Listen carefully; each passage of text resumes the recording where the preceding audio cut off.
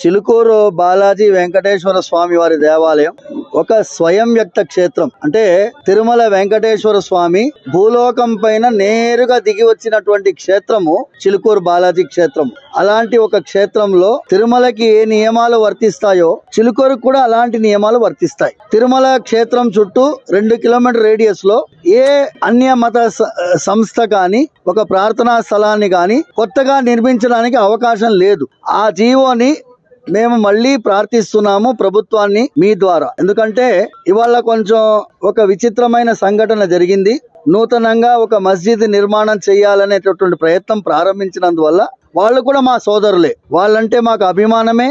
కానీ ఈ దివ్య క్షేత్రముగా ఉండేటటువంటి చిలుకూరు బాలాజీ క్షేత్రానికి ఒక మతర సామరస్యానికి ప్రతీకగా ఉన్నటువంటి చిలుకూరు బాలాజీ క్షేత్రానికి ఇవాళ రోజు మత ఘర్షణలు రాకుండా అందరూ ఐకమత్యంగా జీవించేటట్టుగా ఆ మత పెద్దల్ని కూడా మేము ప్రార్థించేది. ఇక్కడ ఏమైనా కూడా కొత్తగా ఏ మసీదు నిర్మాణం ప్రయత్నం చేయవద్దని మీ ద్వారా ప్రభుత్వానికి అందరినీ ప్రార్థిస్తున్నాము. యథాతథంగా ఉండే విధంగా ఇంతకు ముందు ఎలా ఉండిందో అలాగే ఉండే విధంగా ఈ ప్రస్తుత పరిస్థితిని కొనసాగించాలని మన పోలీస్ యంత్రాంగాన్ని, కలెక్టరేట్ ఆఫీస్ ని, కలెక్టరేట్ గారిని ప్రార్థిస్తున్నాను. కలెక్టర్ పర్మిషన్ లేనిదే ఏ కొత్త నిర్మాణం, ఏ మత సంస్థ నిర్మాణం కూడా జరగడానికి వీల్లేదు. అలాంటిది కలెక్టర్ గారిని కూడా నేను జోక్యం చేసుకోవాలని ప్రార్థిస్తూ ఏ ప్రయత్నమైనా ప్రారంభించి ఉంటే దాన్ని విరమించుకోవాలని మా సోదరుల్ని విన్నవిస్తున్నాను, ప్రార్థిస్తున్నాను, విజ్ఞాపిస్తున్నాను. సర్వే జనా సుఖినో భవంతు, సమస్త సన్మంగళాని భవంతు.